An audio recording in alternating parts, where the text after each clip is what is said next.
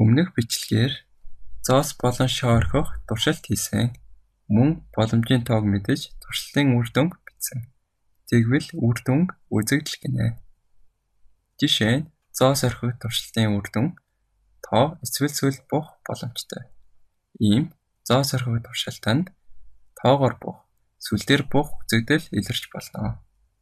Харин шоо орхих туршилтанд 1, 2, 3, 4, 5, 6 нүдээр бух үзэгдэл илэрч болох бол хүзэр сонгох туршилтанд тамга ноён хатан гэх мэт багц хүзэр дотор байгаа хүзрээс гарч ирэх үзэгдэл илэрч болно.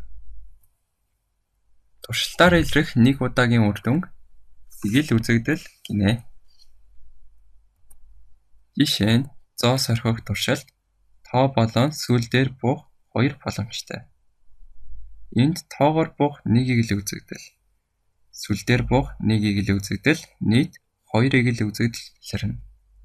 Харин шоо орхих туршилт 6 боломжтой учраас 6-ыг л үзэгдэлтэй. Хүзэр сонгох туршилт 52 боломжтой учраас 52-ыг л үзэгдэлтэй байна.